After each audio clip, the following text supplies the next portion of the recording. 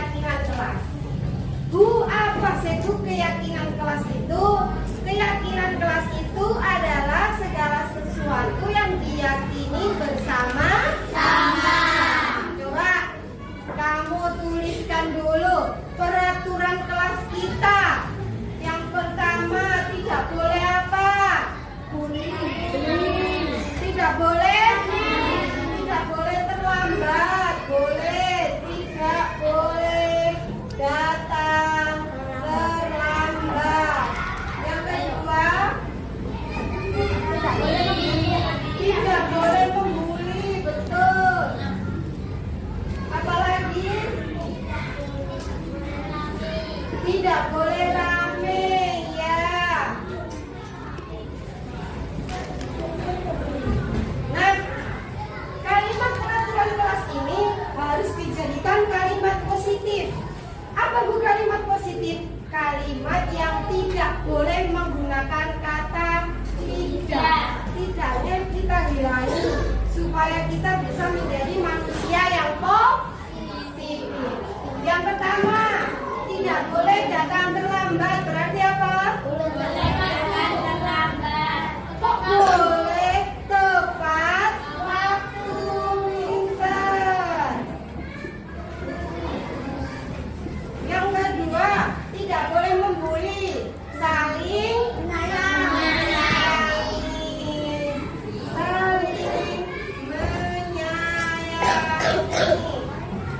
yang terakhir, tertib, betul. Oke, sekarang kita akan membuat keyakinan kelas kita sesuai dengan kalimat positif yang telah kita buat. Budian sudah membagikan post-it pada kalian semua ya. Oke, sekarang kamu tuliskan pada post-it itu apa keyakinan kelas yang ingin kamu tuliskan.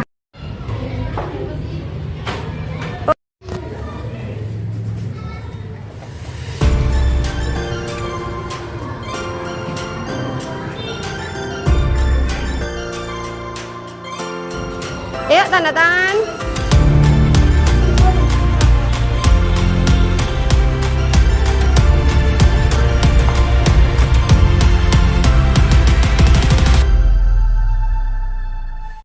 Assalamualaikum warahmatullahi wabarakatuh. Alhamdulillahirabbil alamin. Wassalatu wassalamu ala asrofil anbiya'i wal mursalin sayyidina wa maulana Muhammadin. Kepada yang terhormat Ibu Kepala Sekolah SDN Uringin Rejo 1, Bapak Ibu Guru beserta staf SDN Uringin Rejo 1, serta perwakilan paguyuban SDN Uringin Rejo 1 dari kelas 1 sampai dengan kelas 5. Pertama-tama, marilah kita ucapkan puja dan puji syukur kehadirat Allah Subhanahu wa Ta'ala, karena atas rahmat dan hidayahnya kita bisa berkumpul di sini dengan keadaan sehat walafiat. Salawat serta salam tak lupa kita aturkan kepada Nabi Muhammad, Nabi besar Muhammad Sallallahu Alaihi Wasallam. Karena dengan adanya beliau, agama kita menjadi cerah, yaitu agama Islam. Bapak Ibu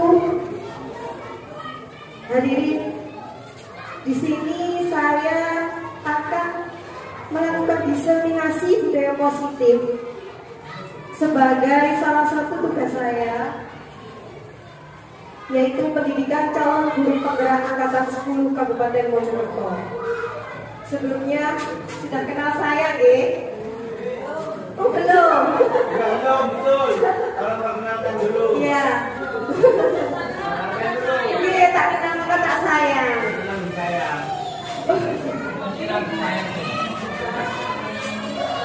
Saya Dian Pertiwi Santoso, saya ibu guru kelas 4 di SDN Uringin Rejo 1. Saya memulai pendidikan calon guru penggerak bulan Februari dan pendidikannya selama 6-9 bulan yang insya Allah selesai pada bulan September.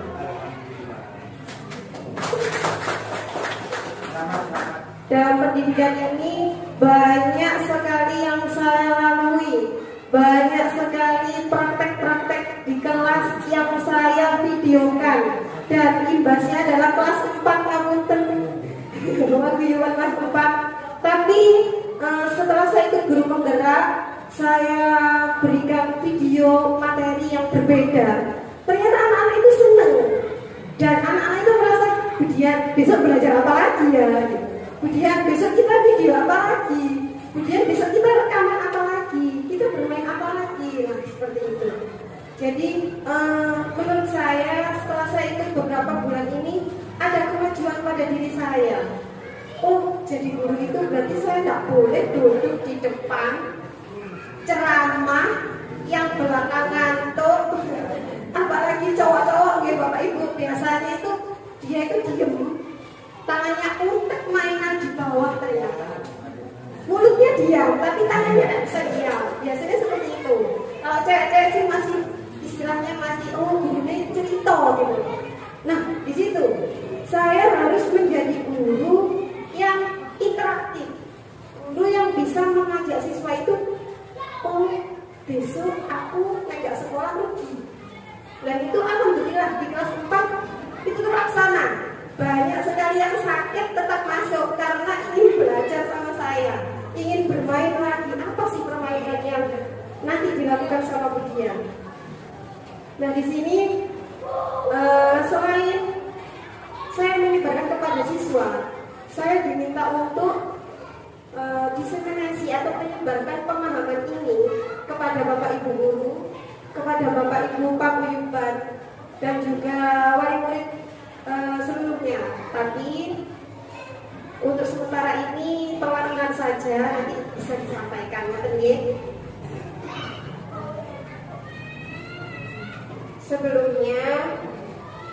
Sebelum menerima pemaparan saya nanti yang agak panjang dan bulat, kita relax dulu ya.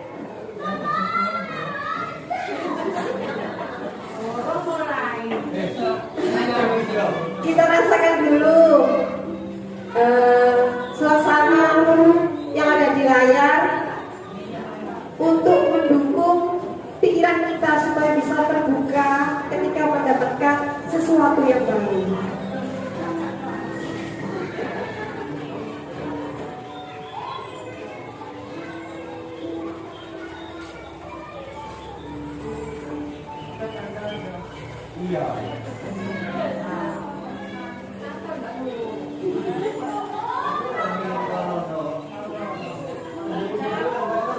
Katanya kalau musik itu butuh healing ya. Lah kalau healing kita sekarang, jadi kita hanya lewat layar dulu. Kita rasakan air terjun, melihat pemandangan.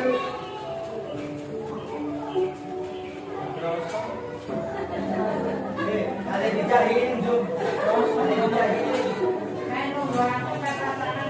Iya, rasakan juga kan jangan ada. Iya, ayo. Itu rasakan.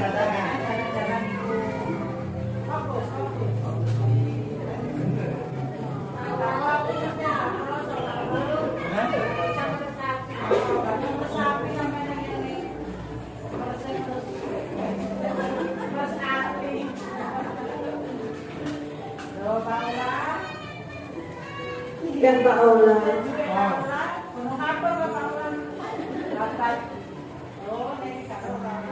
Oh, ini sini terlalu sini ya. Ono balik lho. Balik.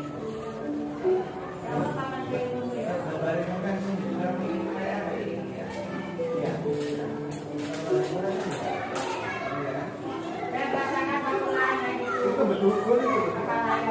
Iya, itu bedukun itu.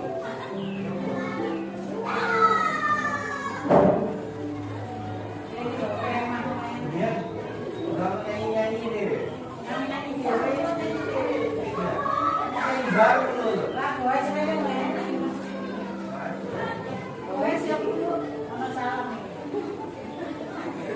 Iya, jangan musim durian nih kali ini.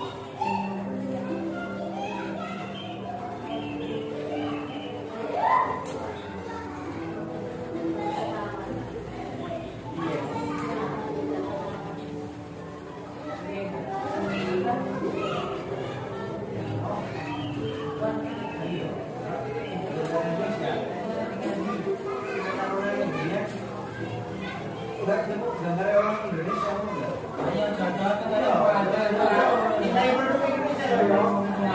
CGP. Karena agak gede kan. Iya. Ada jom. Apa?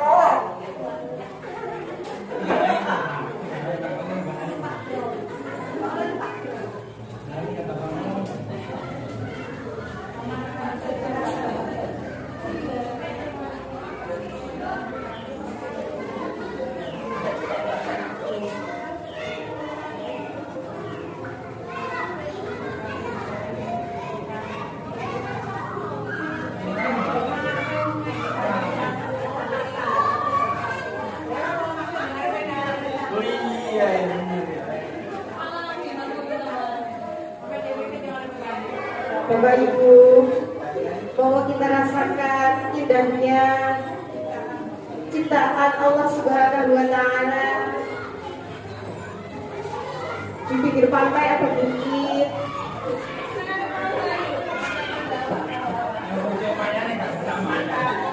serasa healing virtual,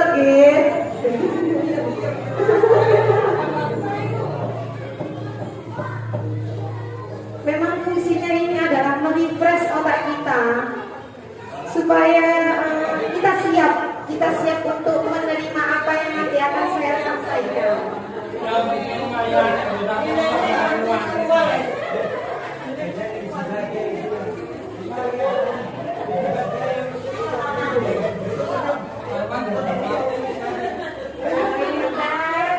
Itu dibagi supaya bisa cemil-cemil.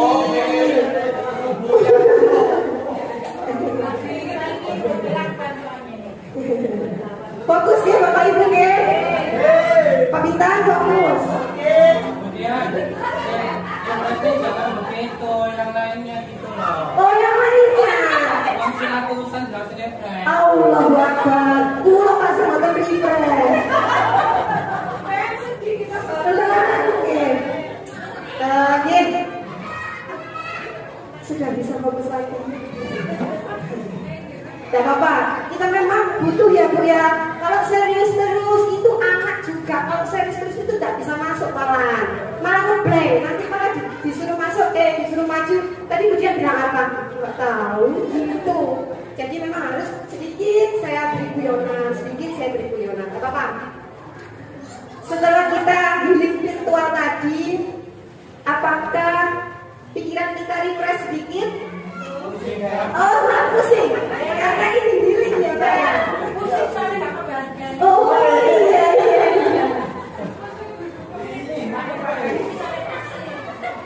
Monggo, seadanya deh Bapak Ibu. Selanjutnya, ini yang akan kita bahas itu ada 8 pokok. Yang pertama yaitu perubahan paradigma belajar. Yang kedua disiplin positif. Yang ketiga nilai-nilai kebajikan. Selanjutnya kebutuhan dasar, motivasi perilaku manusia, posisi kontrol guru, keyakinan kelas, dan yang terakhir yaitu segitiga restitusi.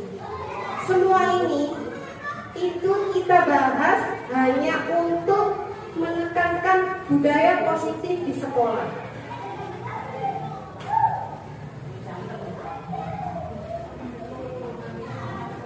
Pembelajaran dengan paradigma baru. Tadi sudah saya singgung ya Bapak Ibu. Ibu guru itu, bapak guru itu tidak bisa mengajar hanya duduk dan ceramah. Nah di sini ada paradigma baru, yaitu pembelajaran dengan paradigma baru merupakan pembelajaran yang dirancang berdasarkan prinsip pembelajaran berdiferensiasi sehingga para peserta didik belajar sesuai dengan kebutuhannya berdasarkan tahap perkembangan sesuai teori psikologi modern untuk mewujudkan profil pelajar Pancasila. Kemudian saya mau bingung Bu, apa sih itu berdiferensiasi itu? Kalau Bapak Ibu guru kita terutama sudah menjalankan ini Bapak Ibu. Tapi perlu kita sampaikan kenapa sih kelas kelasnya Budian itu mesti bawa kertas-kertas. Kelasnya Budian itu selalu aja di video-video membuat poster, membuat puisi. Nah, itu salah satu diferensiasi yang saya terapkan.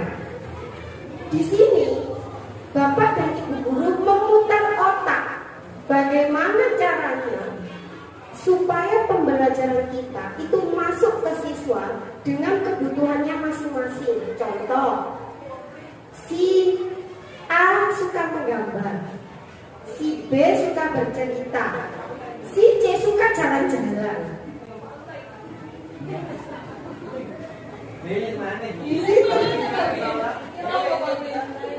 Di situ kita pasti jadi guru itu apa ya yang bisa kita buat supaya semua anak ini kebutuhannya terpenuhi. Contoh, seni rupa, judulnya menggambar produk materi.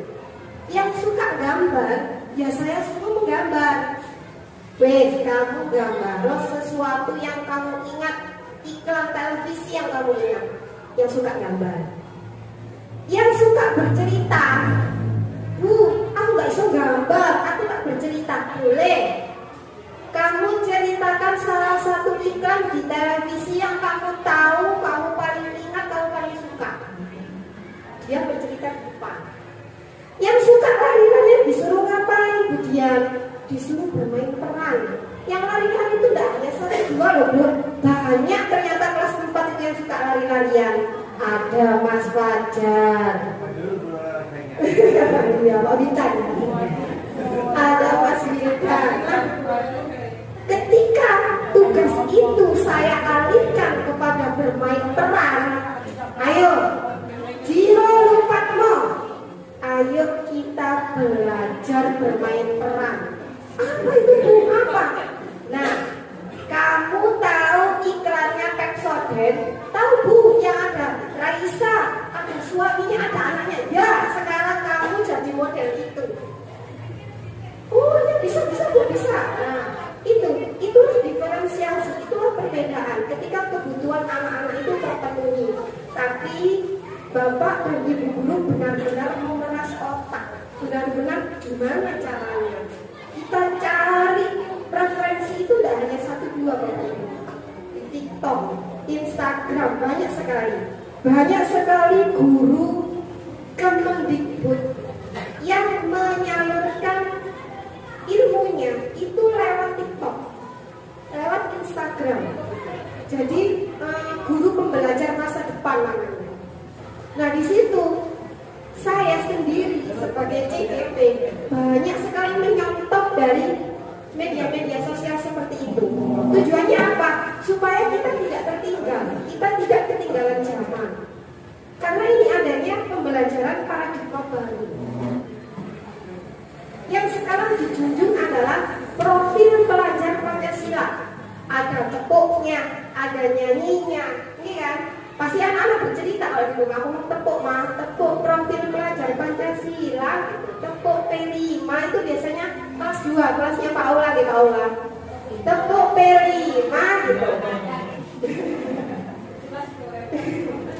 Yang pertama yaitu beriman, bertakwa kepada Tuhan yang Maha Esa dan berakhlak mulia.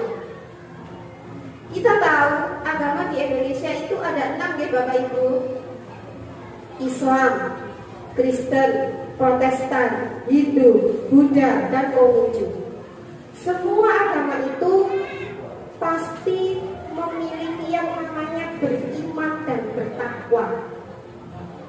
Tidak hanya agama Islam saja, orang Kristen juga harus beriman, orang Konghucu juga harus beriman. Nah, di sini makanya adanya profil pelajar Pancasila. Yang kedua yaitu berkebinekaan global. Berkebinekaan global itu apa? Mempertahankan budaya luhur bangsa, tapi tetap berpikiran terbuka. Contoh, anak-anak ngedance, nari terus, nari yang dance-nya orang luar, tapi kita tetap menjunjung budaya luhur Indonesia, tidak meninggalkan budaya Indonesia. Contoh tampilnya tetap pakai batik, ya kan? Tertutup, istilahnya tidak pakai pakaian yang terbuka. Itu salah satu contoh berkebinekaan global. Selanjutnya yaitu bergotong royong. Kalau bergotong royong, insya Allah sudah kita ajarkan. Contohnya kerja bakti, ya. Gotong royong itu kan kemampuan untuk melakukan kegiatan secara bersama-sama dan secara sukarela. Jadi kegiatannya itu bisa berjalan lancar tanpa ada hambatan dan meringankan. Contoh tiket kelas, kalau ditiketi sendiri pasti capek. Tapi kalau yang tiket ada 4-5 orang, kamu yang di sana ya, kamu sana, kamu aku di depan. Oh iya, akhirnya kerjanya cepat selesai dan juga ringan.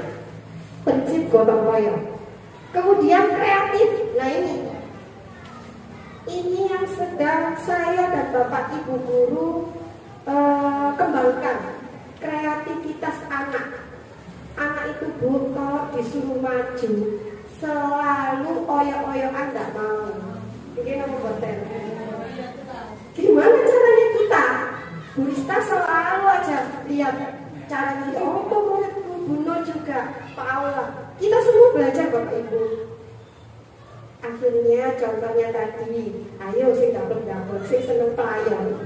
Itu tadi saya suruh bermain peran, akhirnya dia muncul ke depan, iya kan? Nah itu salah satu contoh. Anak itu juga berbeda Bapak Ibu.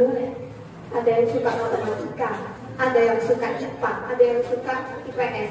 Tapi bagaimana cara kita supaya dia suka semuanya? Supaya dia itu ketika pelajaran itu tidak malas. Nah ini kita harus kreatif. Tidak hanya anaknya, gurunya juga harus kreatif, menghasilkan sesuatu yang lebih bermakna dan bermanfaat. Kemudian selanjutnya yaitu bernalar teliti, mampu secara objektif memproses informasi baik kualitatif maupun kuantitatif, membangun keterkaitan antar berbagai informasi.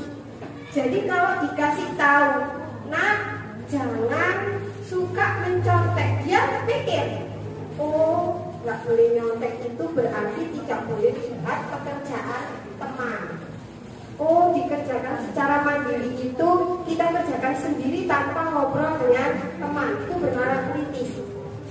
Ini juga sedang diupayakan dalam pembuatan soal Bapak Ibu. Dulu matematika materinya perkalian, jelas soalnya 7 kali 2, 6 kali 4, gitu kan Bu, Bapak. Sekarang tidak. Ibu mempunyai 7 anak. Setiap anak memiliki 2 permen. Berapa jumlah seluruh permen itu? Berarti 7 dikali 2. Itu. Dan itu sulit sekali ditanamkan kepada siswa. Kenapa Bapak Ibu? Karena belum terbiasa. Nah, sekarang makanya itu dituntut soal HOTS namanya, HOTS panas.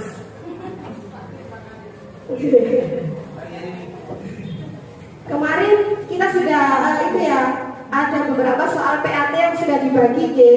Nah di situ kalau belum siswa pasti bercerita, mah soalnya cerita mah tahu mah. Itu karena memang kita sedang menunjukkan bernalar kritis supaya siswa kita atau hasil dari pembelajaran kita bisa lebih bernalar untuk kedepannya. Yang terakhir yaitu mandiri. Mandiri itu untuk dirinya sendiri. Sebenarnya ketika ada murid saya yang telepon mamanya, "Ma, buku ketinggalan." Sebenarnya saya tidak suka, tapi saya kasihan. Ini loh ya, masih ada jiwa koala gitu. Tapi memang harus Bapak Ibu, mandiri itu memang harus. Bangunnya harus sendiri, jam berapa, harus tepat waktu.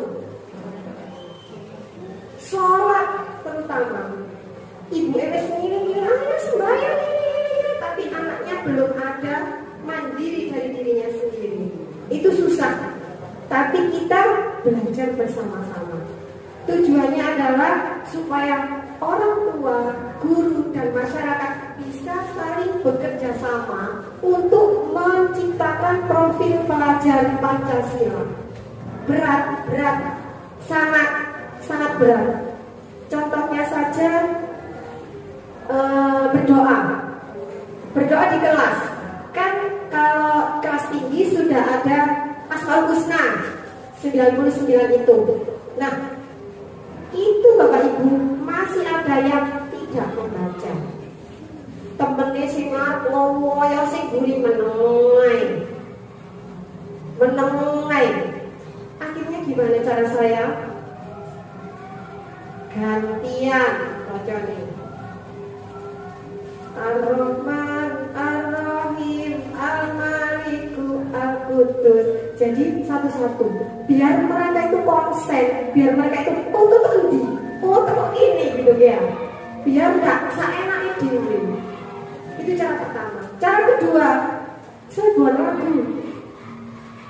Satu jari kanan, satu jari kiri, digabung menjadi dua, buat jembatan panjang gitu gua antar Bu. Iya, tapi setelah itu berdoa dimulai ya udah Bismillah sudah berdoa dimulai. Karena itu ketertarikan dulu yang saya cari biar anak itu senang dulu. Kalau sudah senang, apalagi kita ya Bu ya. Kembangnya pilek senang jelas tak tunggu itu. Jelas kita tunggu. Bila orang kemarin orang yang dikoreksi itu jelas tak tunggu jelas. Kan gitu ya Bapak Ibu. Apalagi siswa senang dulu, tertarik dulu, baru nanti kita masuki sedikit demi sedikit pelajaran. Lanjut ya. Nah, ini bermain peran saya ini Pak Bintang sebagai aktor utama SDN Beringin Raja 1. Monggo Pak Bintang. Pak Bintang.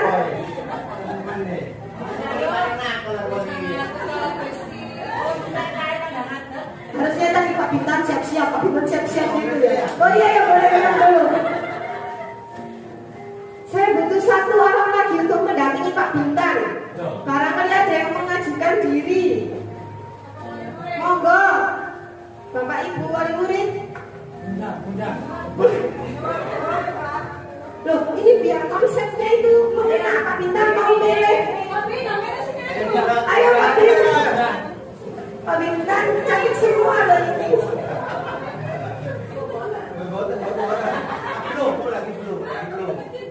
Monggo.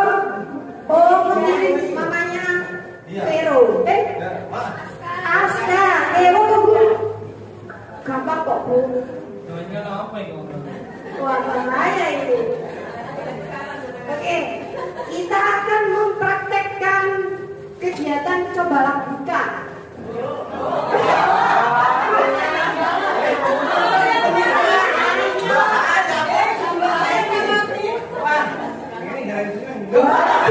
Buka-bukaan ya.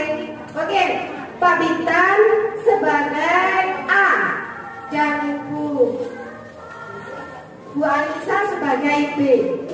Tugasnya Pak Bintang mengepalkan kedua tangan secara erat. Pak Bintang anggap yang di dalam kepala Pak Bintang adalah benda yang sangat berharga dan tidak boleh ada yang melihat. Oke, dan Bu Nisa tugasnya yaitu mencoba membuka kepala dari Pak Bintang. Apapun bisa dilakukan, membujuk, dirayu boleh dong, menghakimi, memarahi, menggoda, menggelitik boleh, terserah. Monggo.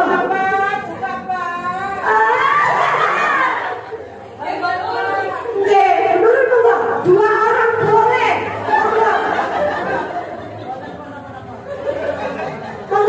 Monggo Bu, dicoba untuk membuka sesuatu yang sangat berharga ini.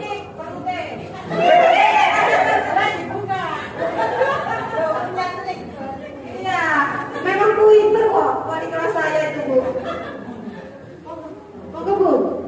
Coba dibuka.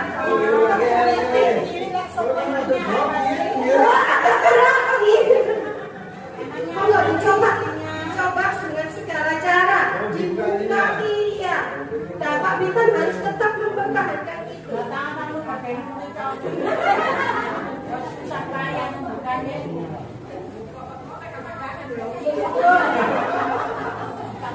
Ayo langsung dicoba, oke?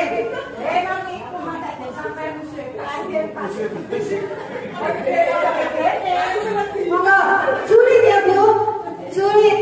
Pak Bintang, apakah tergerak sedikit pun jarinya? Oh tidak. Oke, kita kasih peserta. Monggo, terima kasih tepuk tangan dulu Bu Anissa. Kita ganti peserta Pak Sandul. Coba Pak Sandul ke depan. Ayo Pak Sandul. Kalau cewek kan lebih lembut ya Bu. Ditemok-temok ngeten ya cewek.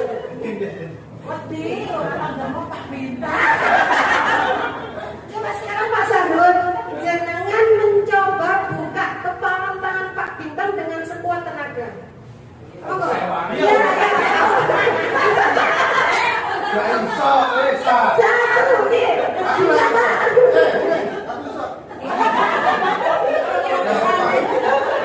berat ya Pak Sandul? Berat. Monggo ganti orang maaf. Dua tangan buat Pak Sandul.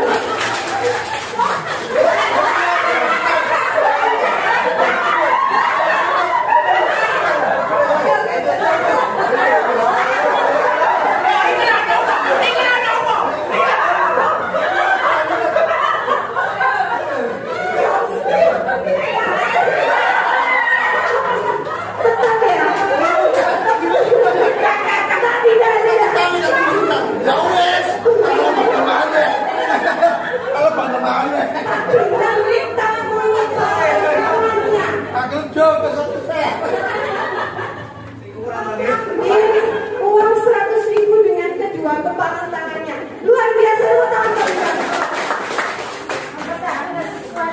Betul. Terima kasih ya Pak Bintang.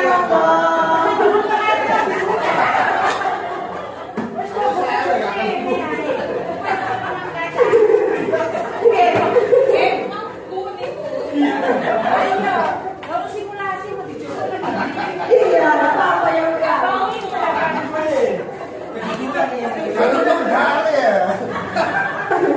Oke, setelah simulasi dari Pak Bintang yang sangat kuat sekali mempertahankan genggaman tangannya, coba kita jawab pertanyaan yang pertama.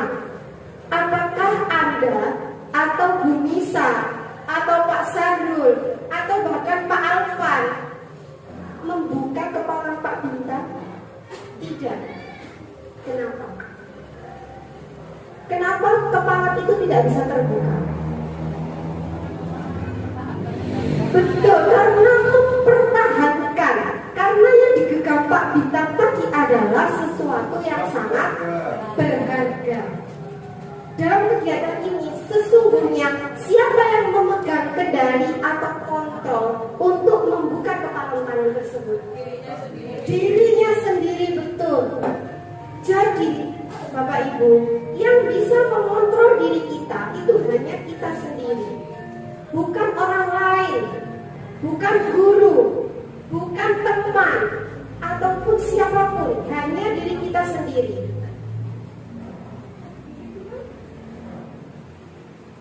Akhirnya ada yang namanya miskonsepsi teori kontrol. Apa miskonsepsi itu? Salah paham. Kalau salah paham, gak lain apa Bapak Ibu? Gelap itu karena betul. Nah, di sini ada yang namanya ilusi. Ilusi guru mengontrol murid. Ilusi bahwa kritik dan membuat rasa bersalah dapat memperkuat karakter. Ilusi bahwa semua penguatan positif efektif dan bermanfaat. Ilusi bahwa orang dewasa berhak memaksa. Itu semua ilusi Bapak Ibu, tidak nyata. Orang yang mau berubah menjadi lebih baik itu berasal berasal dari dirinya sendiri. Karena Pak Bintan tadi yang bisa membuka kepala tangan Pak Bintan hanya Pak Bintan sendiri. Kita sudah coba beberapa orang nih, ada yang menggoda, ada yang merayu, ada yang bahkan memberikan uang 100.000. Semua itu ilusi. Nah, itu yang akan kita tanamkan kepada siswa. Percuma Bapak Ibu, gurune ngamuk, gurune memberi hukuman, gurune memberi sesuatu supaya anak itu berubah. Itu percuma. Karena belum berasal dari dirinya sendiri. Nah, di sini adanya namanya stimulus respon dan teori kontrol. Kita harus merubah itu, merubah paradigma stimulus respon ke pendekatan teori kontrol. Yang pertama, kebutuhan kita sama, padahal kebutuhan setiap orang itu berbeda. Contoh, yang suka makan mie sama yang kenyang makan nasi. Ketika orang yang kenyang makan mie disuruh makan nasi, dia terlalu kenyang. Ketika orang yang biasanya kenyang makan nasi dikasih mie, tidak kenyang. Ini kan Bapak Ibu. Nah, itu namanya kebutuhan. Kebutuhan setiap orang itu berbeda. Contoh yang lebih realistis, misalkan si A pekerjaannya jauh, yang dibutuhkan kendaraan. Si B pekerjaannya di rumah, membuat konten, yang dibutuhkan HP atau kamera nih. Nah, dari situ sudah terlihat bahwa kebutuhan setiap manusia itu berbeda. Begitu juga di siswa. Dianya suka atau pandai matematika, dijejeli IPAS. Kamu harus bisa IPAS, kamu harus ini, kamu harus suka gambar, tidak bisa. Karena kebutuhan siswa itu berbeda. Makanya Bapak Ibu, di kurikulum Merdeka tidak melulu tentang angka. Kalau dulu arek pinter sering siji, arek pinter sering loro, tapi yang sukses yang paling terakhir. Benar apa benar? Enggak kan Bapak Ibu? Kita tidak bisa melihat oh anak ini pintar, tidak bisa. Semua anak itu pintar, semua anak itu cerdas dalam kebutuhannya masing-masing, dalam bidangnya masing-masing. Yang kedua, semua orang melihat hal yang sama, padahal setiap orang itu memiliki gambaran yang berbeda. Saya beri contoh. Anak-anak, ayo kita menggambar sekolah SDN Wringin-Rejo 1. Ada yang gambar dari depan, ada yang gambar dari samping, ada yang gambar dari kelas. Loh, kok pintu ngecak? Loh, saya gambarnya dari kelas, Ibu. Setiap pandangan anak itu berbeda.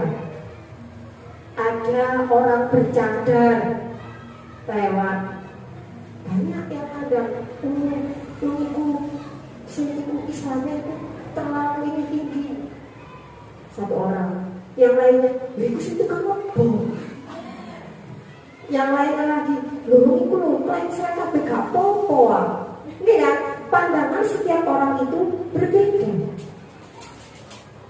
Lanjut, kita mencoba mengubah orang agar berpandangan sama dengan kita. Itu tidak benar dan tidak bisa. Ini kan Bapak Ibu, contoh saja, si A dan si B bersahabat, tapi si A bertengkar dengan si C. Lah si C ini cerita nanti, oh lagi aku mau gelap ini, aja nyalain ini. Si B tidak percaya, karena ini cuma dekatnya si A. Ya Bapak Ibu, jadi kita tidak bisa. Oh pandangan kita harus sama dengan ini, sampai itu dipodo pandangannya aku itu tidak bisa. Karena pandangan setiap orang itu berbeda, apalagi melihat dunia.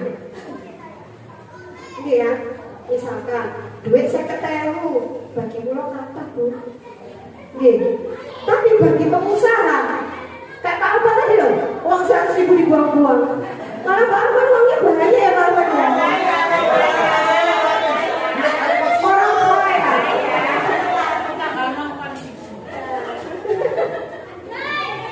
Nah, selanjutnya, perilaku buruk dilihat sebagai suatu kesalahan. Teori kontrolnya, semua perilaku tujuan. Contohnya kemarin siswa saya membuang sampah sembarangan. Lowais bu, dibuang. Saya panggil, kenapa nak dibuang sembarangan? Bu, sama itu jajannya lupa bu, kebanyakan bu nambah nisa bu. Ya Allah. Berarti kebutuhannya dia apa? Karena dia ingin membeli makanan tadi, alasannya ada. Terlambat. Kenapa nggak terlambat? Itu bu, adik saya itu hanya semua ya bu. Ada alasan. Setiap anak melakukan kesalahan itu pasti ada alasan. Tapi bapak ibu, saya sendiri pasti emosi nomor satu. Iya kan? Pasti emosi nomor satu. Kamu sebenarnya sering terlambat. Tapi setelah kita pikir lagi, wah, ngopo tadi gitu.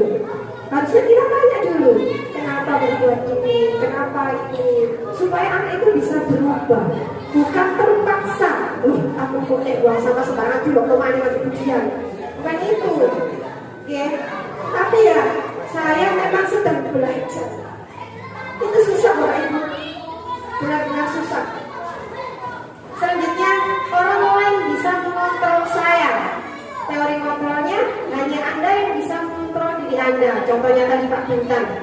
Pak Bintang dengan sekuat tenaga tetap mempertahankan barang berharganya supaya tidak dilihat oleh orang lain, ya Pak Bintang. Selanjutnya yaitu pemaksaan pada saat bujukan gagal. Teori kontrolnya kolaborasi dan konsensus menciptakan pilihan-pilihan baru. Misalkan gini, ketika anak itu akan diajak lomba, kita sebagai guru melihat dia itu berpotensi untuk dongeng misalkan, tapi dia itu tidak mau. Kita merayu, kita bujuk dengan segala cara. Sebenarnya itu salah Bapak Ibu.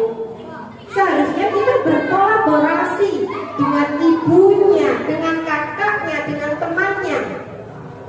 Anak ini loh berpotensi. Jika anak ini diajukan, dia pasti menang. Nah, dari situ banyak sekali yang menyampaikan kepada dirinya, itu akan mengubah pola pikir.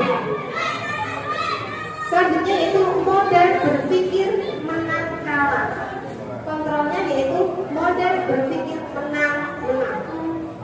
Ketika lomba apa yang ditakutkan? Kalah, betul. Sering sekali saya mendampingi anak-anak itu, jangan, nek kalah gak popo yo. Tapi kita harus memberi penguatan. Kamu adalah orang pilihan di SDN Pingin Rejo 1 dan kamu menang atas 142 siswa. Nah, itu yang benar.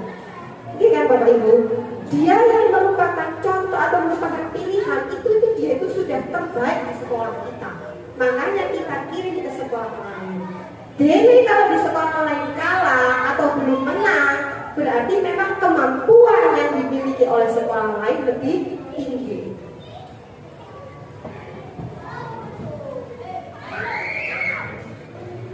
Kita masuk ke bab selanjutnya yaitu disiplin positif.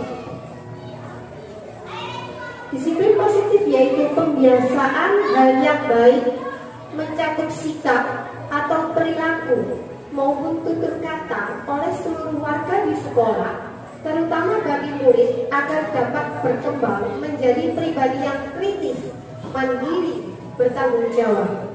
Sebagai pendidik, tujuan kita adalah menciptakan peserta didik yang memiliki disiplin diri sehingga mereka berperilaku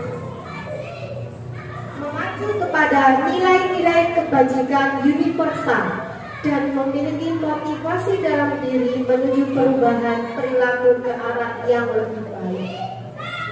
Di sini tekankan berkali-kali menjadi pribadi yang kritis, disiplin diri, karena memang segala sesuatu berasal dari diri sendiri.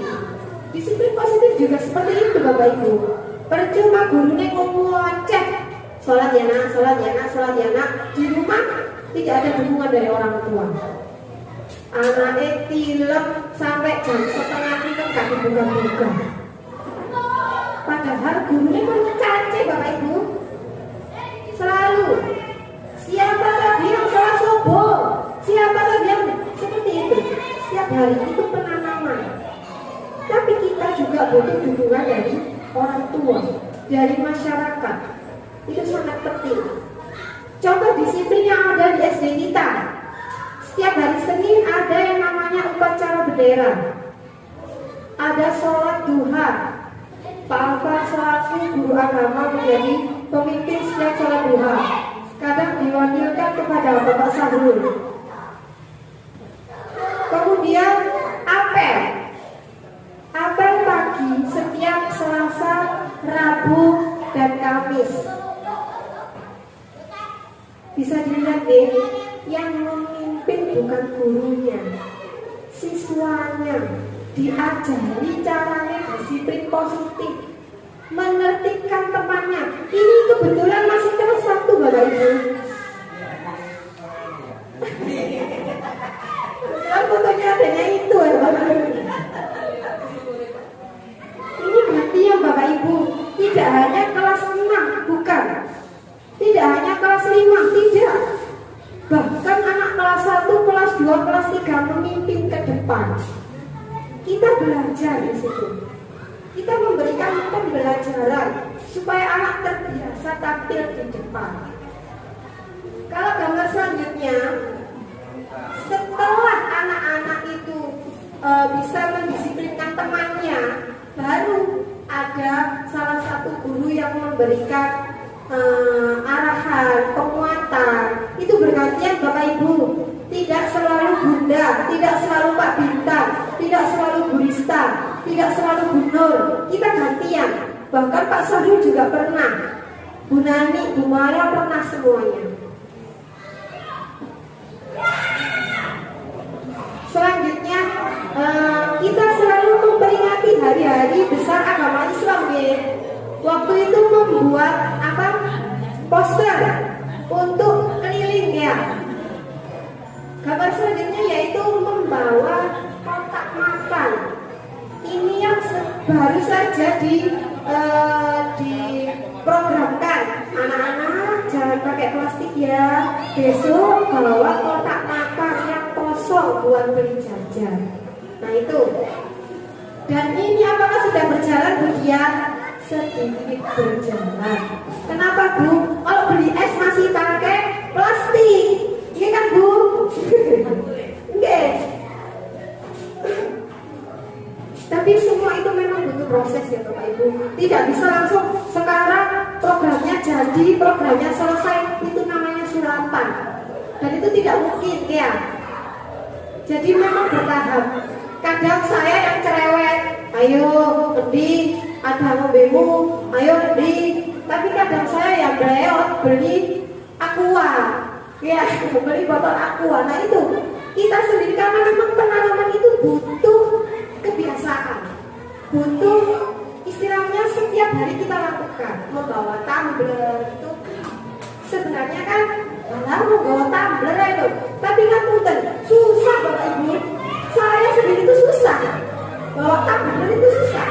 Kadang sudah di jalan, tumblerku carry. Hak ngomel kan nggak mungkin satu sehari itu nggak minum ya. Akhirnya terpaksa lagi beli aqua. Selanjutnya ini ada waktu itu Ibu Kartini ya, pakai kebaya. Nah ini yang akan kita laksanakan yaitu hari raya kurban. Pak Alvan sudah siap ya kita berkurban. Bapak Ibu Pak siap ya membantu etet-etet. Itu salah satu disiplin positif Bapak Ibu. Itu penanaman. Oh, hari raya kurban berarti yang dilakukan adalah menyembelih hewan kurban. Kalau tidak ada kebiasaan seperti itu, dia bakal lupa. Kita boten. Dia pasti aku biar loh, masyarakat nyembelih lo gak toto. Nah akhirnya kebiasaan ini akan hilang. Contohnya apa Bapak Ibu? Tegak siteng. Dulu kalau suaklek harus warna 7 warna itu tertelnya. Terus bajunya juga harus ganti 7 kali. Kembangnya kembang warna pintu, gitu kan? Diadusi pakai uang koin, gitu. Sekarang hilang, oke kan? Karena kebiasaan itu tergerus oleh zaman. Makanya harus adanya disiplin positif supaya kebiasaan yang sudah baik itu tidak hilang. Ini yang kemarin peringatan 17 Agustus ya. Bapak Ibu guru memakai baju perjuangan. Lah bos ibu diri kok foto di kelas 4 karena saya kelas 4 Bu. Jadi isi dokumennya ya kelas 4. Ini salah satu contoh disiplin positif lagi.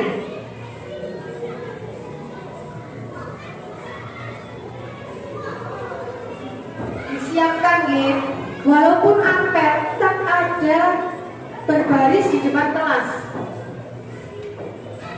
Bu, kenapa kok nggak salim Bu? Kenapa kok nggak salim Bu?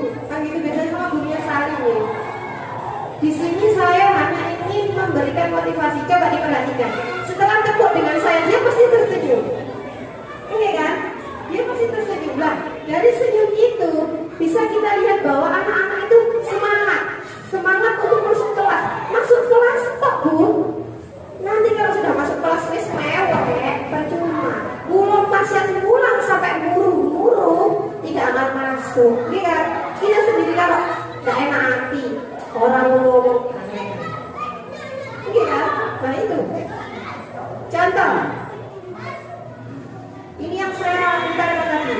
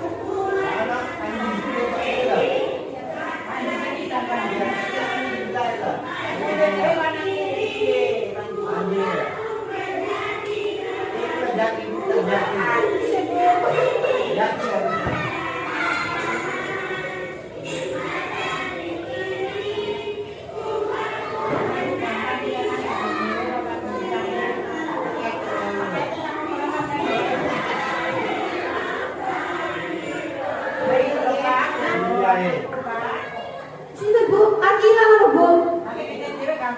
Lah, di situ anak itu sudah senang Bu. Padahal udah nyanyi buat tentang, iya. Di kelasnya Pak Aula saya sering dengar karena tetangga.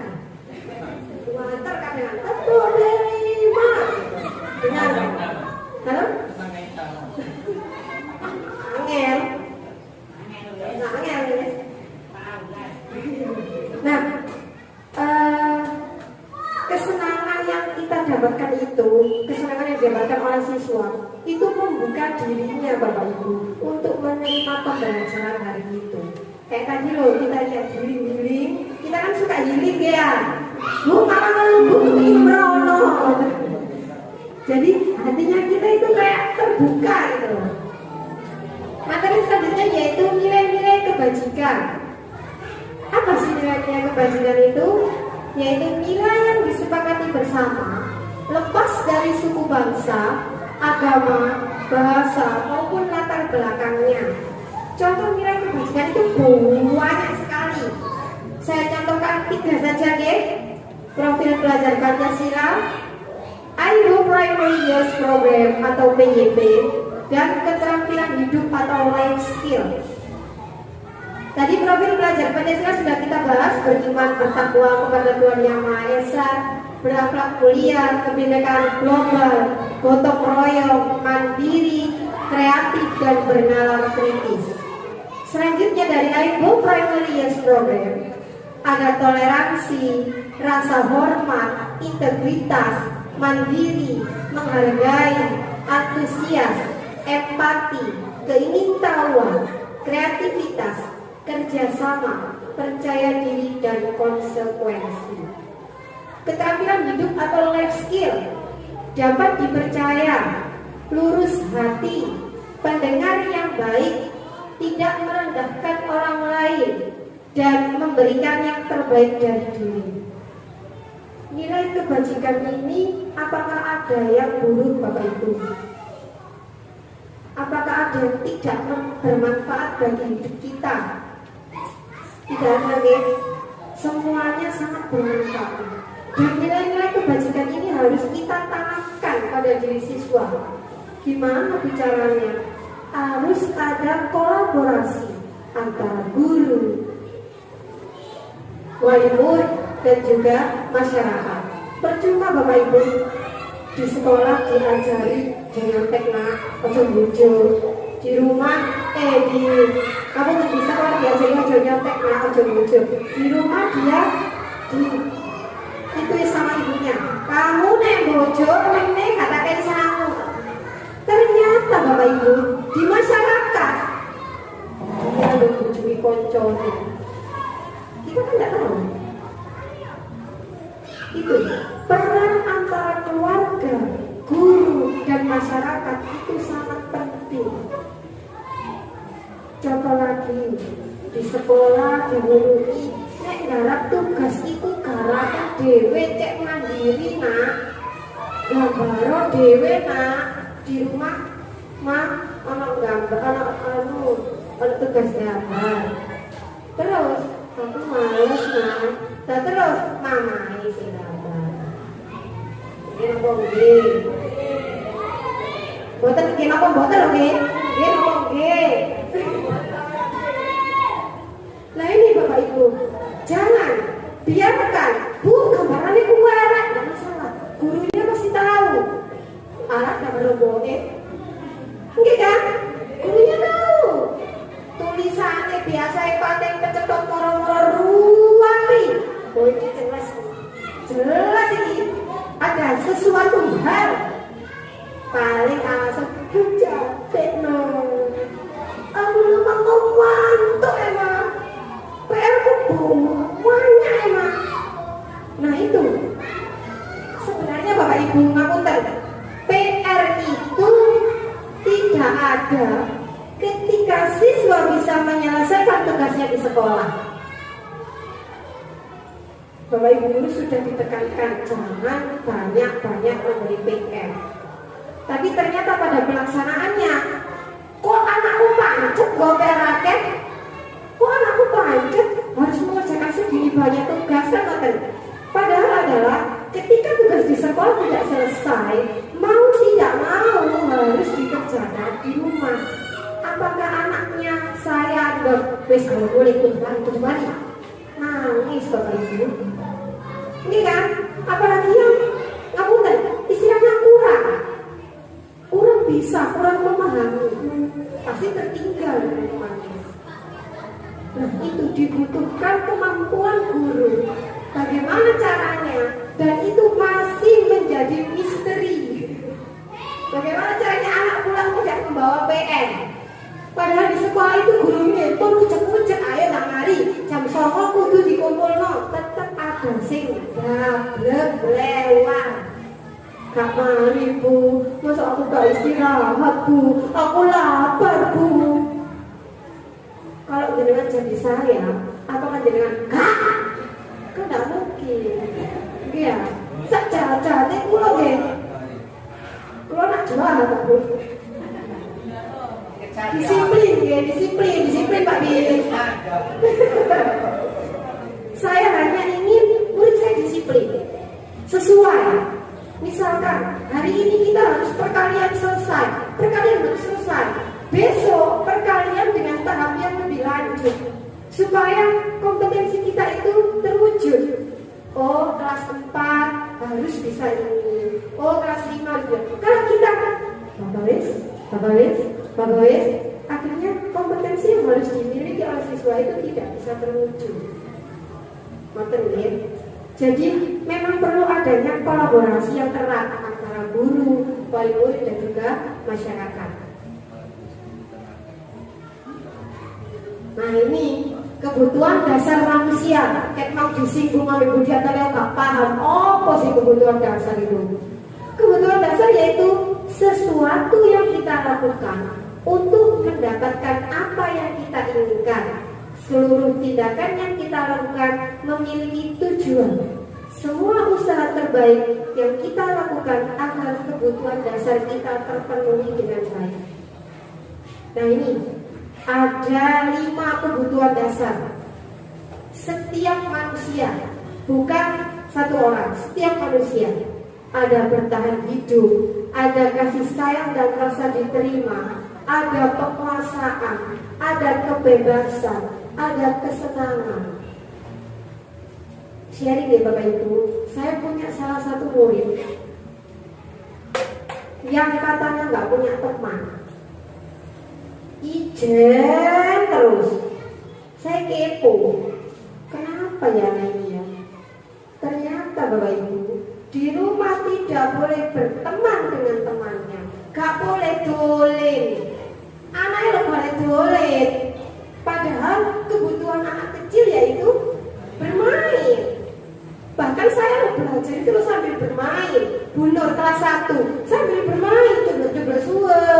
Kadang videonya kan dikirimkan nih ke Paguyuban, dibawa naik kereta gitu, bermain. Karena kebutuhan dasar anak-anak adalah bermain. Di situ, ketika dia tidak pernah keluar dari rumah dan bermain dengan temannya, unsur kebebasan dia itu kurang.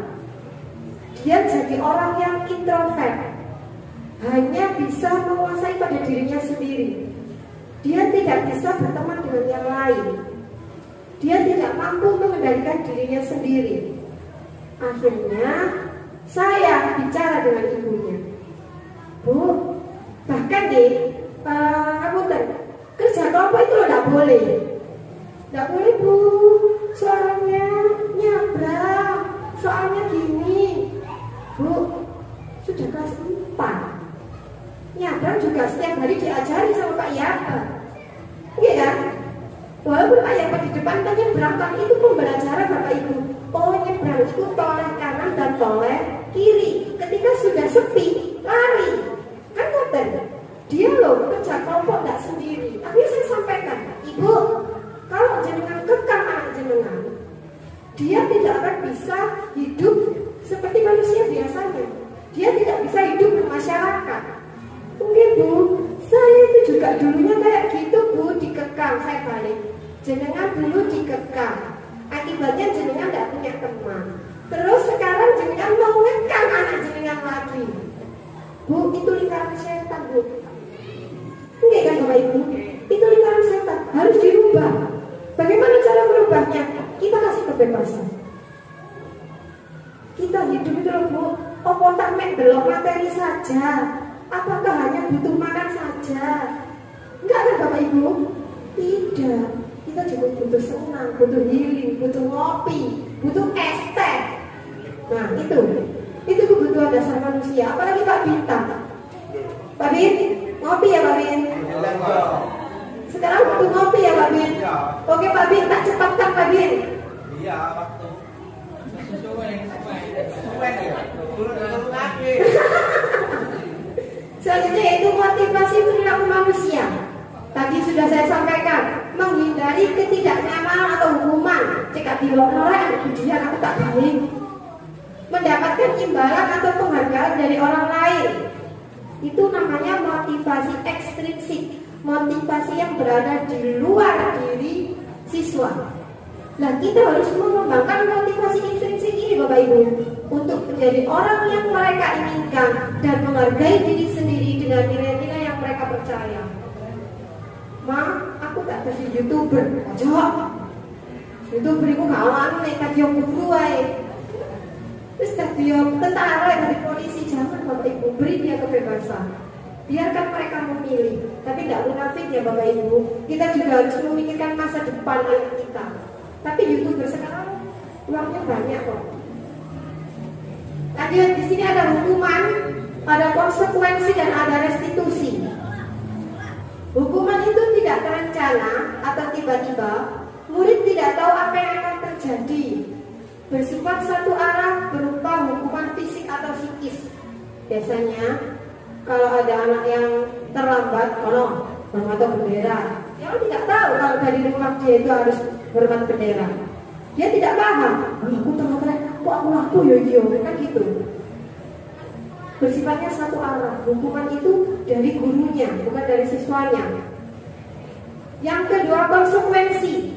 Terencana atau disepakati sesuai peraturan, murid tetap dibuat tetap tidak nyaman. Sikap guru selalu memonitor murid. Contoh, sopo sing mangan kelas pas jam pelajaran disuruh membelikan sak kelas. Setuju? Setuju. Tiba Bu, ada suatu saat dia makan dalam kelas. Ayo Bu, lu sak kelas kan gitu ya. Dia tidak nyaman kan Bapak Ibu. Padahal dia sendiri yang ikut menyepakati konsekuensi itu. Nah gurunya, lapor. Ini Bu makan gini. Oh iya, kesepakatannya opo. Nah itu tetap murid dibuat tidak nyaman. Nah ini proses yang paling baik yaitu restitusi. Menceritakan kondisi bagi murid untuk memperbaiki kesalahannya. Proses kolaboratif yang mengajarkan murid untuk mencari solusi sendiri. Terakan, tak tanya, kenapa Mbak kok sering telat? Iya Bu, soalnya rumah saya itu jauh Bu. Terus ya Bu, soalnya saya tuh bangunnya belum 5:30. Lah, bangun 5:30 ya? Apa ya sanggup 6:30 nyampe sekolah? Kan gak bisa ya Bapak Ibu. Apalagi dereng mungkin di kamar mandi, welet, jegur baju nih kok, jegur. Sikatan sawe mek ngelamun. Tapi kita suruh cari solusi sendiri. Nah, dari situ apa yang bisa kita lakukan supaya tidak terlambat? Ya karena rumahnya jauh ya berangkatnya harus pagi Bu. Nah terus ya berarti saya harus bangun pagi. Caranya? Iya, caranya bingung lagi. Kita kasih solusi lagi. Sampai tidurnya jam berapa? Jam 9. Dia Juno. Mari sholat isya langsung tidur. Besok pasti pagi lebih fit. Pagi bangunnya pagi bisa berangkat lebih pagi. Oh gitu ya Bu ya. Coba besok cobaan ya. Besoknya dicoba. Ternyata tetap berangkat siang, tapi tidak sesiang sebelumnya. Dan pagar pun sama. Ya, ada isu. Oh enggak, ada isu tapi pagi tengah oh. Besok dicoba lagi. Berarti kamu tadi malam tidur jam berapa? 8:30. Oh berarti jam 8 ya Bu? Ya. Besoknya dia tidur jam 8. Nah proses itu loh Bapak Ibu tidak mudah. Dan siswanya tidak satu. Oke kan? Makanya kita sebagai guru minta bantuan kepada wali murid supaya bisa ini menerapkan restitusi dengan baik. 5 posisi kontrol guru. Yang pertama penghukum. Yang kedua pembuat rasa bersalah. Yang ketiga teman. Yang keempat pemantau dan yang terakhir manajer. Bapak Ibu, SDN Negeri Raja 1, kontrol mana yang sering kita lakukan? Jawab. Kontrol mana yang sering kita lakukan?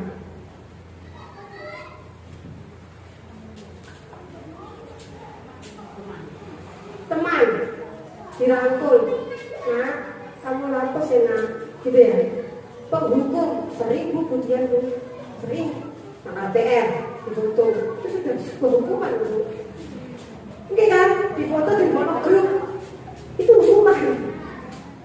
Pembuat rasa bersalah pujian juga sering. Oh anak, wis dikanane ojo bal-balan. Kamu gak salah tadi pujian nak. Oleh ngobrak-ngobrak bendino. Ya, gak oleh pujian nak. Itu pembuat rasa bersalah. Teman, guys, kagak nyocok coret-coret tembok obat nyetai. Tapi kan anak itu jadi, dia marah-marah, apa ya? Guys, kok mana sih? Gitu. Ya, karena sebagai teman, sebagai pemantau. Ayo, tadi terlambat lagi kan? Iya, besoknya ditanya, ayo terlambat lagi kan? Iya. Sebagai manajer, kalau sebagai manajer kita menerapkan restitusi tadi Bapak Ibu. Kita tanyai dia salahnya apa, kita suruh cari solusi sendiri. supaya dia bisa lebih baik karena dirinya sendiri. Ini di skip saja karena sudah saya jelaskan. Nah, sekarang kita akan coba contoh penerapan kasus siswa tidak memakai atribut lengkap. Sebagai seorang penghukum, hormat sana pada bendera satu jam. Memberi hukuman satu arah tanpa dia bisa berkutik, tanpa biasa mengutarakan kenapa dia terlambat. Pembuat rasa bersalah. Sudah berapa kali Budian ngomong, kamu selalu saja mengecewakan Budian. Rasa bersalah. Dia akan merasa bersalah. Wah, iya yo, Budian wis gelek kandhani aku, tapi kok gak kenek. Nah itu. Sebagai teman, yo, kamu kan wis tak kandhani, wis berjanji sama Budian. Tapi ya wis gak apa-apa, wis jangan diulang lagi ya. Lembek ya Bapak Ibu, lembek sekali. Pemantau, kamu sudah melanggar aturan sekolah. Kamu tahu konsekuensinya? Nanti setelah upacara langsung beri di koperasi sekolah dan jangan diulangi lagi. Kalau seorang manajer, apakah kamu tahu kesalahan kamu apa? Coba pikirkan, kira-kira bagaimana kamu memperbaiki kesalahanmu? Iya ibu, saya tidak pakai atribut. Saya tidak punya bu, baju saya baru. Nah, terus kudune piye nih? Tumbas. Gak punya uang ya bu? Nah, bu, kan ngeliat ya. Jadi anak itu berpikir, oh iya, aku lo salah. Gitu. Nah sekarang coba posisi kontrol apakah aku? Saya kecewa sekali denganmu. Apa Bapak Ibu? Apa tadi? Penghukum, pembuat rasa bersalah, pembuat rasa bersalah. Ya betul. Selanjutnya, kamu terlambat 10 menit. Apakah kamu tahu konsekuensinya? Pemantau. Gitu. Apa rencanamu untuk menyelesaikan masalah ini? Manajer. Betul. Ayolah, lakukan pembuktian ya. Apa tadi? Teman. Nah, kita sudah memahami posisi kontrol guru. Tapi Bapak Ibu jujur saja itu tidak mudah sebagai manajer. Belum ada gelut. Apa yang pertama kali saya lakukan? Ngamuk Bapak Ibu. Ngamuk saya. Ngamuk saya. Ini kan harus teman-teman. Wes saya ini nunggu cerita no. Tapi kok ini sudah wes taksi Leono Anda bu. Sebenarnya secara tidak sadar Bapak Ibu itu sudah menerapkan manajer Bapak Ibu. Tapi tidak sehalus yang ada di materi. Kalau di materi kan Bapak Ibu gurunya harus ngomongnya lembut dari hati ke hati. Gak bisa Bapak Ibu. Jujur saya ini langsung nak gitu. Gelot aja dia. Ya kamu ditinggalkan kantor dong, lu pacar nangis. Dan itu buat si kita wis karu-karuan. Lapor dan iku bukan satu bu. Astagfirullah. Dilu lho Bapak Ibu. Ngoten nek jenengan, misalnya jenengan dados kula, ya napa? Apakah oh iya nah enggak apa-apa mungkin. Iya kan? Pasti lapo ae. Karena memang apa ya? Naluri kita itu mengatakan sare dawi lho sian. Kan ngoten. Tapi namanya juga anak tidak bisa Bapak Ibu ditinggal walaupun 1 menit itu loh tidak bisa. Pun ono sing gelut, ono sing ada sing wis kudu mencotot, ada sing wis gak karu-karuan. Nah, di situ itu PR buat kami selaku Bapak Ibu guru. Tapi sejujurnya kami tidak sekeras itu kok Bapak Ibu. Kita juga menerapkan manajer tapi tanpa tidak sengaja. Bukan dari hati ke hati. Tetap dengan karakteristik kita kita. Kalau Pak Sarul, saya yakin muridnya Pak Sarul nggak pernah dimarahin. Pak Sarul itu kualat waktu itu. Saya itu naik kulo, waduh. Kecoh. Selanjutnya yaitu keyakinan kelas. Keyakinan kelas merupakan kesepakatan kelas yang diyakini bersama guru dan murid dengan harapan dapat meningkatkan kedisiplinan. Nah di sini, kalau dulu guru itu bilang, nggak harap PR, ini, hukuman ini. Kalau sekarang enggak. Guru sendiri, siswa sendiri yang membuat peraturan. Oh, kelasnya harus bersih, Bu. Kelasnya harus nyaman, Bu. PR-nya harus dikerjakan. Itu mereka sendiri yang berpikir. Setelah itu kita foto, kita print, itu dicetak ya. Ketika ada yang melanggar, keyakinan kelas, siapa sih melanggar? Ibu pula ibu. Ya, jadi dia itu sadar. Ketika masuk kelas, iya rek, sepatu pula bukan jeruk kelas. Jadi depan. Oh iya rek, kelas memang bersih kelas. Aku jadi anak aku. Karena keyakinan kelas itu berasal dari dirinya sendiri. Kalau berasal dari gurunya, malah kok kalian murid-murid, kok kalian murid-murid ya mari kan gitu nih. Nah ini bersifat abstrak Bapak Ibu, sesuai pemikiran siswa.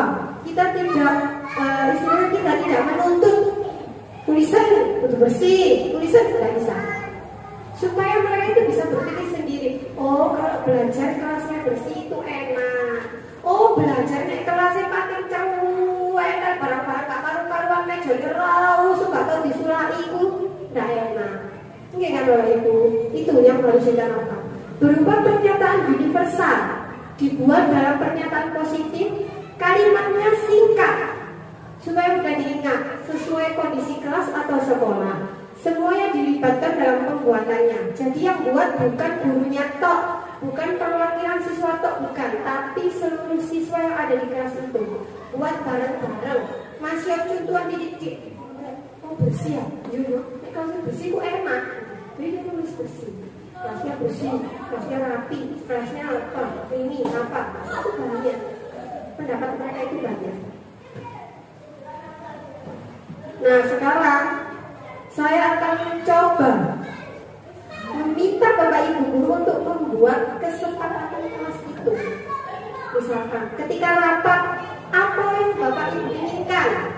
Konsumsi Bu, nah itu boleh tanya konsumsi gitu ya Bapak Ibu ya.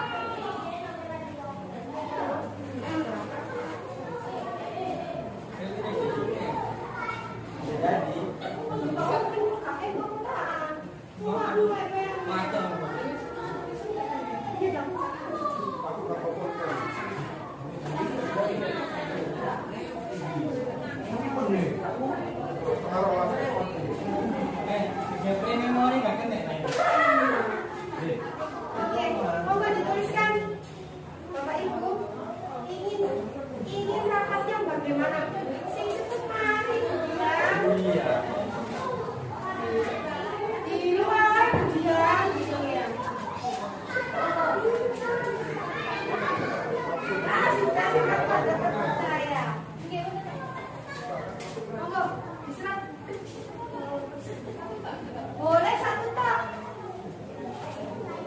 Semakin baik. Apa?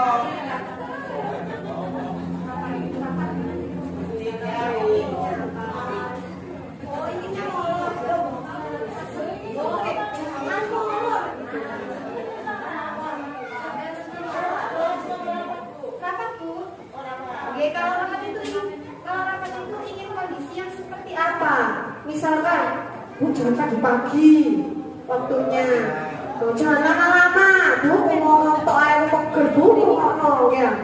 Atau Bu konsumsinya sih enak-enak gitu. Boleh, monggo.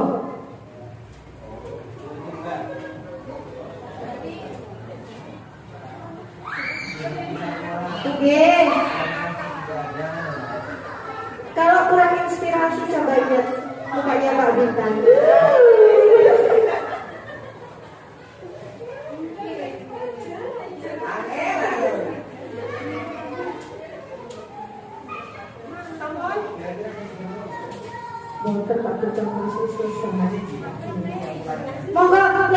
ditempelkan di depan. Monggo. Dikeliwet itu ditempelkan. Monggo tapi. Oh, bukan.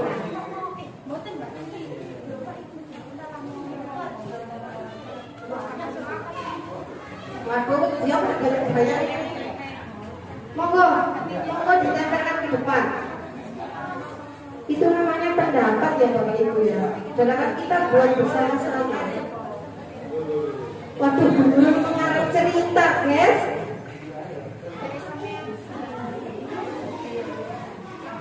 Monggo mau ditempel. Monggo.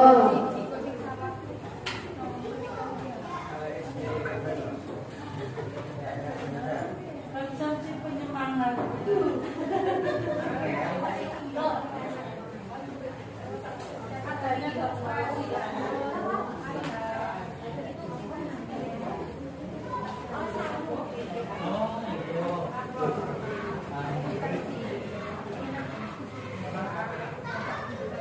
Saya bacakan nih Bapak Ibu. Jangan pagi-pagi konsumsi buat penyemangat. Ada. Tapi nggak terlalu pagi kok, setengah 9 ya. Tapi acaranya mulai jam 9. Molor. Berarti yang salah siapa? Saya. Oh, saya. Yang kedua, lebih banyak interaksi dengan audiens biar nggak krik-krik ya. Krik-krik ya Bu. Singkat, padat dan jelas, tenang dan menyenangkan. Nomornya ini warit Bu, tapi tulisannya gede. Konsumsi.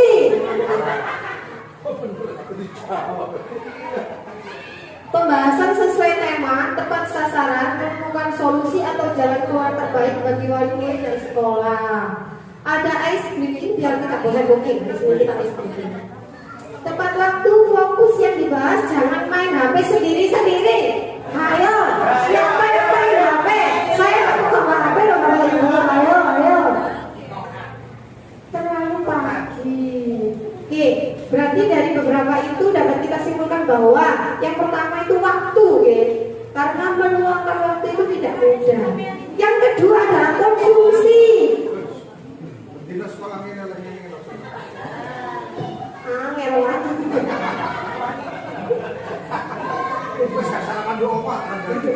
Terus kita hari ini. Kalau misalkan wali muridnya bersedia siap bulan, aku dua warung setiap pagi Bapak Ibu guru dapat konsumsi dari saya. Oh luar biasa. Amin. Nah, keyakinan kelas yang kita sepakati bersama. Kalau kita lakukan bersama-sama itu pasti enak nih. Jelas nanti Bapak Ibu ketika mau mengundang mikir, harus sama konsumsi deh guys gitu. Gak apa-apa Bapak Ibu. Itu namanya apa ya? Mengutarakan apa yang kita inginkan. Kebebasan tadi nih. Dan terakhir, ini sudah terakhir Pak Bintang. Materi segitiga restitusi. Suatu proses dialog yang dilakukan oleh guru untuk menghasilkan murid yang mandiri dan bertanggung jawab. Seperti tadi Bapak Ibu sudah kita bahas sebenarnya. Cuma ini di sini ada yang pertama menstabilkan identitas, yang kedua validasi tindakan yang salah, dan yang ketiga menanyakan keyakinan. Menstabilkan identitas itu contohnya berbuat salah itu wajar. Tidak ada manusia yang sempurna. Budian juga pernah melakukan kesalahan. Budian tidak mencari siapa yang salah dan siapa yang benar. Validasi perbuatan. Kamu pasti punya alasan. Kamu patut bangga karena telah melindungi barang milikmu, Pak Bin.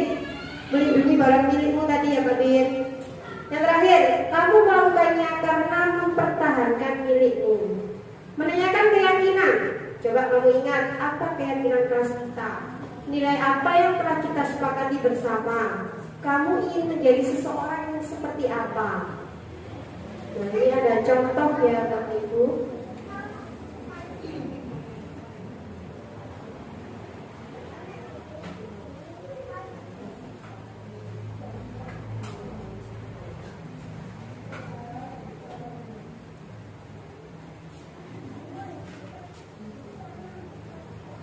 sampun diguyu nggih, niki kula sadar kamera banget ya. Bu.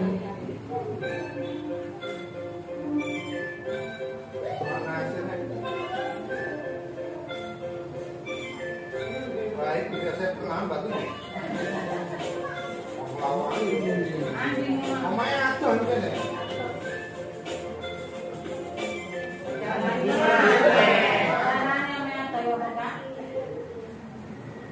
Bibi, udah.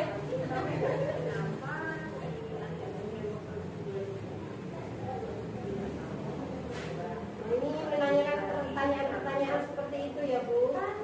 Omanya aduh sehingga berkono. Masak. Nah di sini.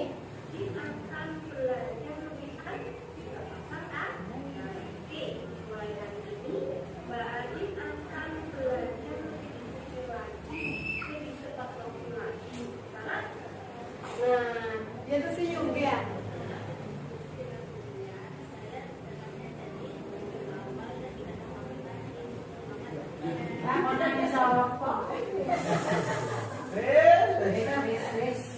Sebenarnya Bapak Ibu, yang dituju adalah ketika dia tersenyum, ya, dia itu bersalah, tapi kita tidak bersalah, tidak. Kita bagaimana caranya? Dan itu kita belajar Mas Yan Bu. Sulit.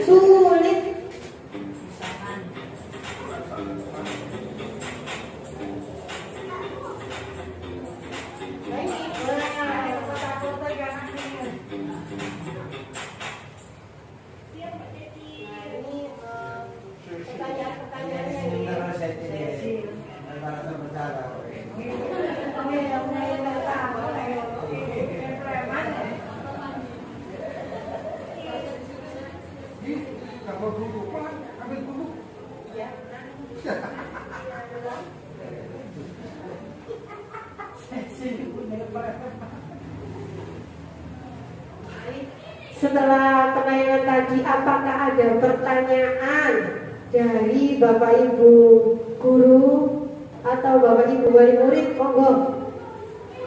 Sesi pertanyaan.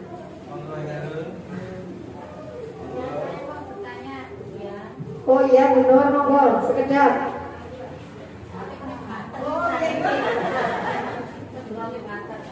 Dari penerapan diferensiasi, apakah ada contoh konkret yang dari bagian? Contoh konkret dari penerapan diferensiasi ya Bu Nur.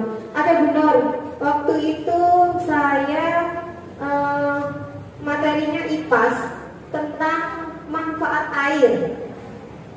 Ada videonya tapi kita harus mencari, tapi saya utarakan saja ya Bu Nur.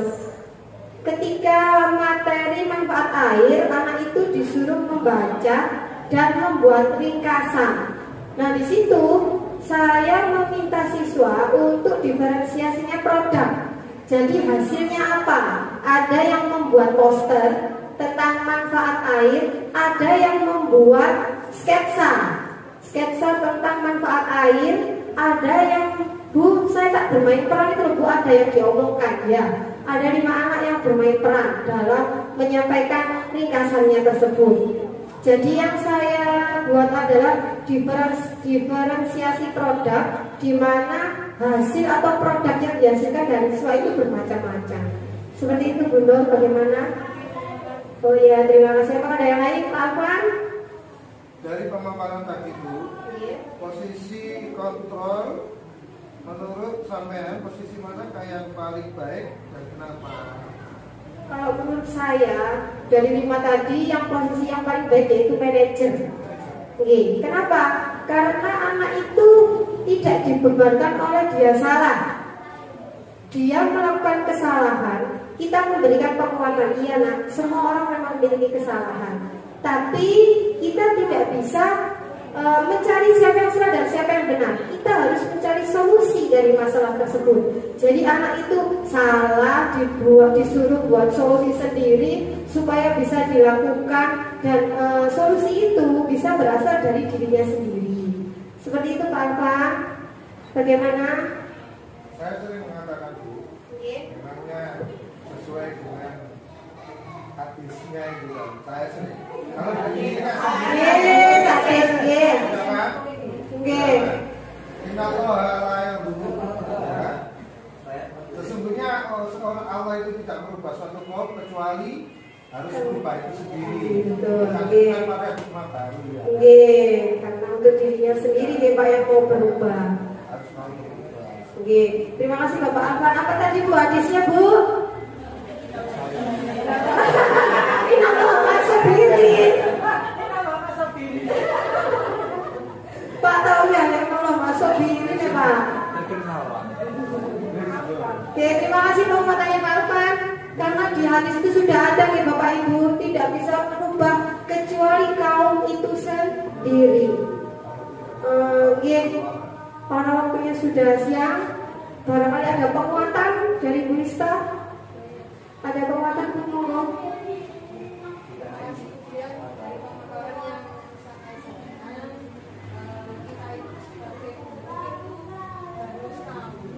Bahwa ngajar itu nggak hanya gitu. Jadi kita harus keliling untuk melihat anak-anak kita, untuk saling berinteraksi dengan mereka, kita tanyai apa kekurangannya, kemudian mana yang nggak bisa.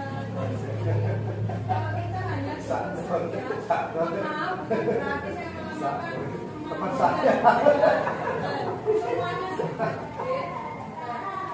jadi seperti itu sesuai dengan kebutuhan siswa kita.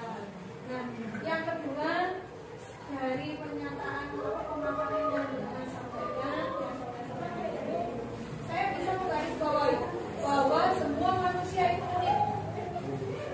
Tergantung kita bagaimana memaknainya. Mereka punya kelebihan, punya kekurangan masing-masing. Karena itu sudah kodrat alam. Tinggal kita aja yang Oke, terima kasih Bu Rista. Barangkali ada Bunda sebagai penutup Bun. Bunda sebagai penutup, monggo.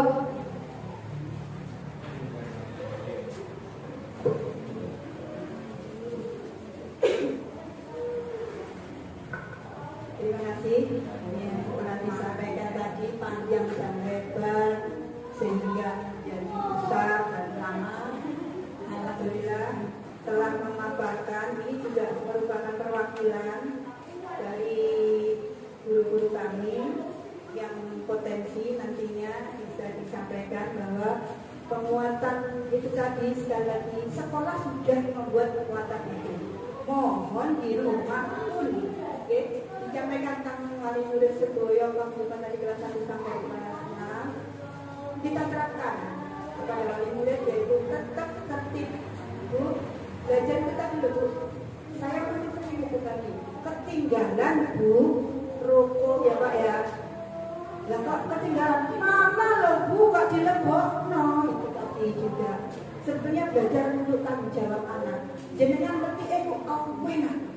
Punten cara pengajaran saya dengan Mbak atau ibu saya. Dari kecil anak saya itu sudah saya orang-orang. Kelas 3, kelas 2 anak gantian, anak saya 2. Ayo orang-orang gantian. Emasnya sama adiknya. Sama ngerti. Ibu saya murid-murid. Anak cilik di orang-orang. Kok pecah? Padahal pendidikan saya bukan itu. Biar mandiri. Ini mana Ibu? Jangan Bu. Salah Bu. Saya ya itu tadi. Akhirnya dia tahu kewajibannya. Anak saya pelan-pelan betul. Menata tempat tidur kan maaf rumah saya itu kecil. Sangat sumpah semewe sidik. Rumah saya namanya yang ke rumah saya pasti tahu. Rumah saya bukan gedung yang bagus-bagus. Tapi saya bersyukur hasil sendiri. Keringat saya sendiri. Itu yang saya syukuri. Walaupun ada di Jakarta lebih besar tapi tidak. Saya nanti ingin merasakan hasil saya sendiri. Di situ anak saya kamarnya kan tak jadi salah. Anak-anak di bawah di Jena. Maaf ya teman-teman dikit ya anak-anak. Itu tidak saya yang model sorotan loh yang satu di bawah. Itu pun saya nilai karena dulu. Ini tidak aneh dulu. Oh my dinilai. Punten. Setiap hari itu harus matang. Kalau bangun tidur, mau tidur itu saya selalu bersihkan itu jadwal. Wayai adik ini saiki berarti besok emas. Selalu mau tidur. Mama, di biji aku sebenarnya saya nggak pernah biji 100. Sama polo deh, itu dong itu mata itu. Alhamdulillah sampai sekarang anak saya bisa memilih, bahkan anak saya bisa menasihati saya. Saya bersyukur pun anak saya yang laki-laki menasihati saya karena dia punya ilmu yang lebih tinggi dari itu. Saya ya Allah, anak nasihati itu budaya saya, tapi budaya itu ngerti juga nggak apa-apa. Itu tadi biji. Dengan begitu disiplin dari rumah akan dibawa terus. Dibimbing. Akhirnya yang namanya anak ya tambah gede. Adiknya di belakang doang deh pasti. Dikit, saya kita kan siswa ada. Iya kan mas, itu kan mas. Sampai berarti 2 kali ya mas. Ya, besoknya dia lagi. Dek, mas repot ya dek. Jadi adiknya terus cewek semoto, ada si orang-orang. Suatu saat makanya satu bulan. Ojo lucu ini adiknya. Kadang-kadang seperti itu. Ini juga di depan mata. Dicurangi sama kakaknya, itu masih dicurangi, diakal. Nah, untuk itu ada sisi positifnya, ada sisi negatifnya. Itu sisi positif yang disampaikan kemudian semoga bisa diaplikasikan. Jenengan coba tempuran jenengan. Pecah ojo diseneni Bu. Biji elek ojo diseneni. Loh kok biji elek? Loh kok gini? Tapi sampai kurang. Anak sekarang itu uangnya lagi memang betul ya. Gak kayak gini mau beda zaman. Terima kasih Bu Dian. Semoga apa yang disampaikan tentang diseminasi budaya positif. Artinya ini maksudnya apa tadi kemarin saya tanyakan apa sih Bu? Pemaparan, penyampaian, sosialisasi, istilah beda-beda. Nah, disampaikan keliru oleh ngomong ya. Terima kasih, semoga apa yang dipaparkan bisa ditularkan. Saya dengan sajak menilai sendiri Bapak Ibu guru kami yang betul-betul potensi dengan tiru bagus, dengan dukung, perlu penyemangat. Ibu, misalnya, kemudian bagus, Bulista bagus, Binani bagus, ataupun Pak Sanul harus begini, tidak apa-apa, itu masukan. Oke, itu saja. Terima kasih, semoga dari apa yang dipaparkan menjadi pembelajaran bagi kita, bermanfaat bagi kita, ilmu bagi kita. Saya mengucapkan terima kasih kepada Bu Dian. Saya rasa itu semoga bermanfaat. Semua yang dilakukan bisa lancar terus ya, pakai kuning ya. Itu saja dari saya. Terima kasih.